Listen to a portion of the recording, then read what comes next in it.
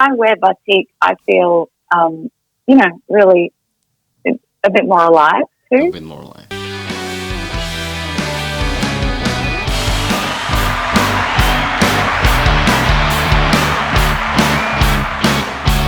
Hello, Sydney Siders, Brisbaneite, and Adelaidean. How are you guys? I hope you're well, safe, and sound during this difficult time. Welcome to another episode of KJRI Sydney Podcast, and today I am Dudayev. Will be talking everything about batik with our expert, Ibu Carla van Lunn, through phone interview. As a background, Ibu Carla van Lunn is a fashion diplomat, a designer, and also a podcaster. A fashion creative with 6 years of experience in high-end fashion in Europe and 6 years of experience in lecturing fashion and design at Queensland's University of Technology, or QUT. She is also a mentor of 75 Indonesian designers and entrepreneurs as the leader and designers of one of the Australia's awards programs. So we'll be calling Ms. Carla right now.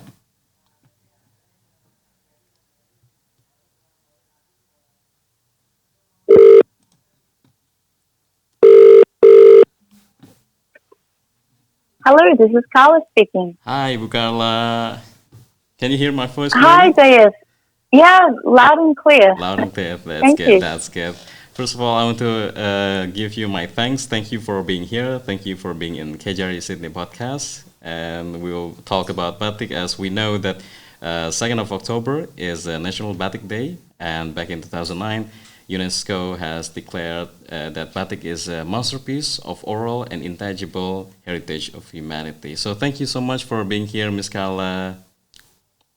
Oh, my pleasure, So how are you doing so Dayas. far? Like, what's you up? What are you up to these days during these difficult times? Well, I do stay in touch with my friends and acquaintances in Indonesia via WhatsApp, I thank goodness. see. So although I can't visit Java right Yeah, now, yeah, I stay connected. But I am continuing to design some batik. And that's great. yes, last year I designed some of my first batik prints, which I'm wearing. And I've got That's your an design. example here. Yes, Beautiful, yeah. beautiful. I thought you bought that. Yeah. That's a high quality piece of batik like that. Yeah, thank you. This one is a batik tulis, Hmm. and this one is a batik chap. Ah, I see. Batik Yeah, printing. Yeah. yeah. So Okay. I guess I tried to create designs which were a little less Indonesian in style. Like your shirt is beautiful, but it Oh, looks very yeah. it's not. And I guess I wanted to create something that a Western or an Australian market might be more interested in, and also more looser shapes and that sort of thing. I see. Um, So I hope everything is going to be back to normal or new normal, as they say, and you can go back to Indonesia and visit your friends too. yeah, absolutely. So first I've been question, yeah, why please. why batik? What's make it so special that you're so passionate about it? Yeah, I guess my first real proper encounter with batik, or Javanese batik, let's say, was in Semarang. I was really lucky that, which is the sister city of Brisbane where I live, Hmm. interestingly enough. And I was lucky to be invited by a friend of mine with an Australia-Indonesia Institute grant to visit a batik workshop and to do, it was a bit of a conference over there. I presented as a designer and also a fashion teacher here at a university, and I presented to some batik artisans and was helping them with their product Hmm. and for the international market.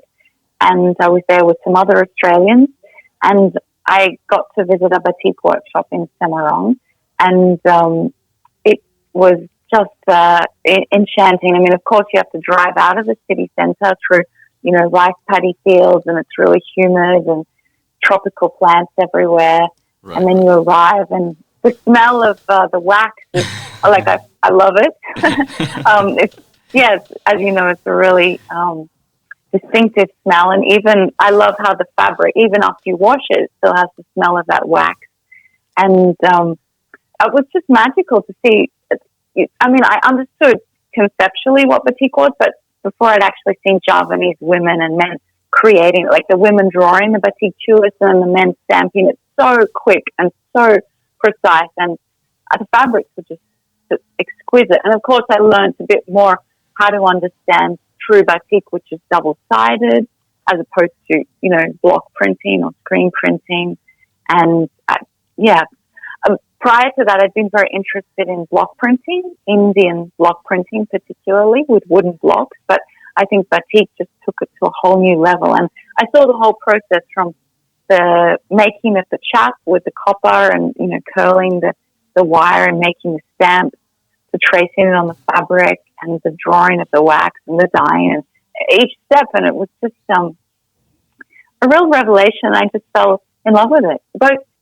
I love the fabrics and the process. And as I've got to learn more about, as you say, the intangible culture, the history, the mythology, the cultural heritage, which is wrapped up in batik, the different, even the different races and cultures like Chinese and Japanese and so forth blended in, Arabic. And it's fascinating. Yeah. Fascinating. And it's unique to me that you stated earlier that you like the smell of the wax, because even as Indonesian, a lot of them are very, very, dislike the smell because it's too strong for them. Really? I don't know. Something about the smell. I guess I really like earthy and natural things. So, it doesn't smell synthetic. Yeah. And I really like it. It smells natural, and I don't know. It smells unique. It reminds me of Indonesia. Oh, yeah, that's right. So, any specific or any memorable stories about batik? Probably some unique experience that involves batik. Unique experiences of that involves batik. A memorable one. Anything. Yeah. Probably aside from when you were in Semarang. Yeah, the first visit, and then look, every time I go to Indonesia, I want to buy and wear batik. So, even shopping in Jakarta is amazing compared to Australia, which honestly, I find fashion here pretty boring. Whereas you go to Jakarta, and even in a shopping mall, people are so dressed up, like the women with their hair and the veil and the clothes, and going to, because I used to travel to Indonesia for work as well with the Australian government, and a colleague of mine, we used to work together delivering workshops, and we would always race to Alun-Alun, that shop in which shopping centre is it in Jakarta? I can't remember, but it's got so much batik. And we would just go crazy there, trying. We didn't have a lot of time to shop, but we would try to get in as much as we could. And then, of course, I bring these pieces back to Australia, and people just love them. And every shirt that I bought for my husband, people want to know where he got it. And so I guess just that magic of when I wear batik, I feel, really a bit more alive too. A bit more alive. Yeah, I think, and isn't it said that when you wear a nice batik shirt that you have to kind of honor the fabric and become a better person if you like it? There's a difference between putting on a beautiful batik shirt and then wearing active wear. Like your spirit feels quite different, Yeah. Like during this lockdown, we're all wearing very casual clothes, working from home, wearing our pajamas, wearing our yoga clothes. And, it's a bit soul destroying, I think. Yeah. You should have more batik then every day. Yeah, it's true. Batik pajamas or something like that. That's a nice idea. Batik pajamas. So, of all batik patterns and motifs, as we know, there's a lot of patterns like batik parangan, and then udan liris, and then there's sido mukti, mega mendung. Which one do you like the most, and what's the reasoning behind that? I do like mega mendung. Yeah. It's very, I guess it has that celestial feel to it. Again, it's, it looks like nature. And my husband also really likes it. It reminds him of Tibetan motifs. also love natural dyes too. So while these weren't, I couldn't get these in with the artisans I worked with didn't use natural dyes, but I do love. I've seen some beautiful indigo and other natural plant dyes. In terms of motif, yeah, it's probably the megamond. The megamond one. Yeah, I don't have a particular favorite. Because you like I have all a of them. beautiful. I got given a beautiful silk sarong from a friend of mine in Surabaya, and it is the pattern. I think it translates as "flower of the world." Do you know that the name of that one in Indonesian? Which one is it? Flower of the world. Flowers of the world. I think it's quite a common pattern. It's sort of like, it looks like patchwork, and it's got, I'll find out. I might know it, but not the terminology in English. Probably I know it in Indonesia, but I'll check out. Yeah. And you also, I've been informed that you have launched a range of batik called Soul Song. Can you please tell us more about it?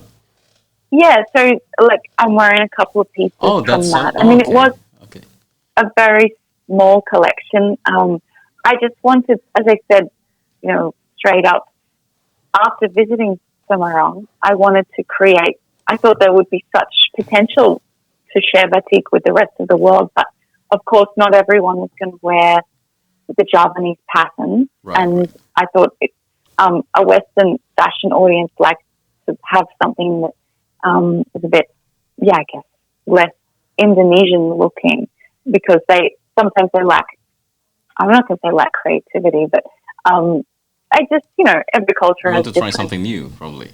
Try something new. Try something, Yeah, so which is what I tried to do with these. Which is beautiful, beautiful work. So I don't know if you can see. So this is, I don't know if you can see, but it looks like a polka dot, but if you look closely, exactly, precisely. So, so they're like moons, and women doing yoga within the moon. Beautiful. And I guess it also represents our unity and women's unity with the universe, and which I think a lot of Indonesian batik motifs do. They're all informed by nature and the cosmos and spirituality. And so this was a little bit like that too, with the stars and the moons, and thinking about how our bodies are in sync with the lunar cycle. So it's a bit more of a Western spiritual interpretation. But of course, yoga is an Eastern tradition as well. It looks good. Because active yoga is also about uniting your spirit with the universal spirit through doing. Yeah. And this one, I don't know if you can see, it has a dancer. Yeah. Pictures of a dancer. And so she represents, she's dancing in a flow of energy from the universe. So again, kind of embodying very soulful, universal energy. And it's a bit inspired by water, this dress. It's meant to be quite drapey and flowy. Connected to nature. So it's not unlike Indonesian batik in the sense that it's inspired by nature, but it's something new. It's something But I'm actually I'm producing some more designs as we speak in Indonesia on Madura Island. And I'll they're a specific commission for a client in Brisbane. So I look forward to sharing those next month. Next month? Yes. Oh, okay. Yeah. I hope everything is going well there. So very well. Yeah. Yep. So you've told us earlier that most Australians like batik, but probably like the Western style batik, not the traditional one, probably? Well, I think a lot of Australians are not even that aware of batik. Oh, okay. I mean, first of all, most people, and I have a fashion industry background, a lot of designers, they don't even understand what true batik is. Of course, people can probably recognize that fabric comes from Indonesia, but to understand, the difference between screen printing, batik, and digital printing, honestly, there's a lot of education that needs to be done here, which is what I like to do. when I presented this collection last year in Brisbane, I did a whole demonstration about what batik is, and I had some videos of the batik producers drawing on the fabric and stamping. So I think Australians, they would love your shirt for sure, but I think maybe the women's like sarongs are not something that women would wear in Australia to dress up or to go to work because it's a bit more tricky. Yeah. So I think the batik fabric needs to be translated into fashion garments to be a bit more easy to wear, because I think Australians are not so creative with the way they dress. So they want some pants or a dress. They don't know what to do with a sarong unless they're at the beach. Right. You know what I mean? Yeah. Yeah. So when you I want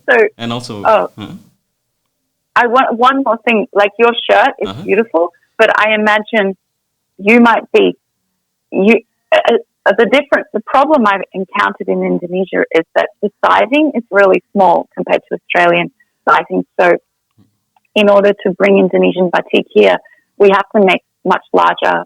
I see. Because sizes. the target demographic has For a different body example, size. Yeah, I'm a large in Indonesia, whereas I'm definitely not. I'm a small in Australia. So yeah, that's a bit of a barrier. It's a small thing, but it's a big thing as well. So it's another difficult, because you can't just export batik. Then you need to work together with the manufacturing industry. I see. Yeah, and do your market research in Australia, because, as you know, Australians are big and large compared to Indonesia. Yeah. Extra large in Indonesia is probably small in Australia. Yeah, exactly. So when you promote your batik, like, is there any challenge in promoting the batik itself? Like, I believe there is, but what are the challenges?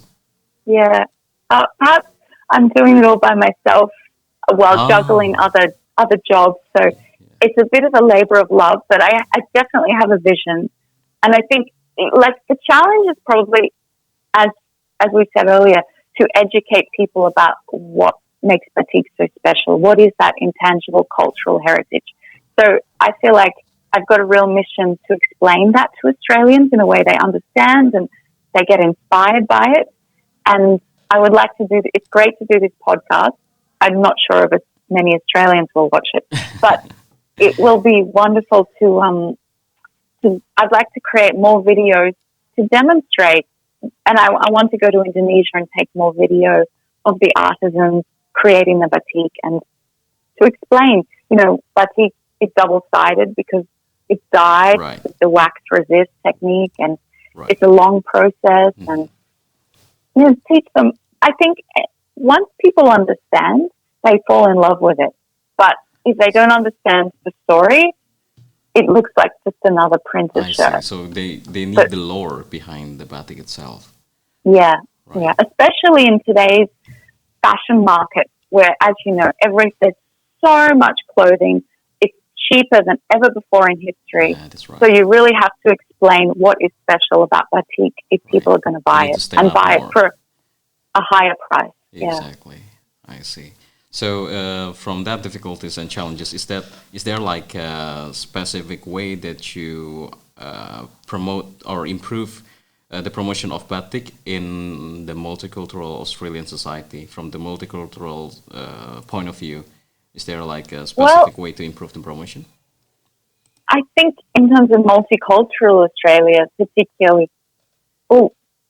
recent immigrants and those from Asia or Africa, North Africa, Middle East, when I've been at multicultural events, they're much more into clothing and dressing. And I'd say on the world stage, Australia as a country doesn't really appreciate textiles compared as much as a country like Indonesia or Italy or, Iran. Yeah. So I think multicultural Australia probably likes batik, knows more about batik and responds more to it. I've got Indian friends here who really love what I'm doing and really understand batik. Whereas I think the barrier comes more with Australian, Anglo-Saxon society, let's say Australian, English, American. have less. Well, Australia doesn't really have a textile culture I see. much anymore. So yes, I think multicultural Australia is lovely. Yeah. It's perhaps the more traditional English Australian society that needs a bit more education around Yeah. the importance of fabric. And I think it might come from like the Anglo-Saxon perspective of, or kind of decoration isn't seen as important as other things. But I think countries like Indonesia understand that decoration and beauty represents culture, religion, Exactly. history. Yeah. Sorry, I hope that answered your question. It answered a lot of questions. And also, is there any upcoming event related to your batik projects? You mentioned earlier that 1 month from now Yes. you'll be going to. Yeah, so I've created some silk scarves, which are being made in Indonesia right now, Okay. and they're going to be auctioned. Okay. They're for the Brisbane Club in Brisbane, and it's for an arts group, and they're auctioning these scarves for a fundraiser to raise money for a music scholarship for the conservatorium, and the scarf has a musical design. So it is a very Western motif, but it's done in Javanese batik. So it's not a mass production scarf? No, not at all. It's one and only? No, it's a few of them. Oh, a few of them, A okay. small number. I see. And it's going to be auctioned for fundraising? Yes. So it's let's say limited edition. Yeah. But I think it's a good step because they're buying the scarves from me, and it shows that there's interest. And I think the more, batik that gets out there, and the more people will ask, oh, where did you get that? That's beautiful. And, I think it's slow process, but it will grow. Wonderful. And I believe, I guess we should end this podcast. But before we end the podcast, is there any closing remarks, particularly for Australians who are watching this podcast right now? Oh, well, definitely encourage everyone if they can get their hands on some batik for the 2nd of October, is it? So for National Batik Day. Yes. Wear it, and it would make the world a better place. I think every Zoom meeting that day everyone should wear batik. That's beautiful. Yeah, I know. I'd love to see. Australia and Indonesia have signed this historic trade agreement, and there's so much hype about the potential for Australia to make money with the great growing youthful population of Indonesia. That's right. But I would, and I've been to quite a few events, and some of them on Zoom, and 90% of the Australian men are still wearing suits and ties and business shirts. I see. There's no, but it's 1 in 10 that might wear a batik shirt. I really think we should see a little more embracing of Indonesian beauty and culture by these Australian businessmen and women. And I think it would help our relationship, and I think we should be bringing more batik to Australia. It's this more spice. Because the suit really represents, dare I say, industrialization, colonization, Western, whatever, the patriarchy. Yeah. And I just think it would be nice to see some more sarongs and batik shirts in Australia.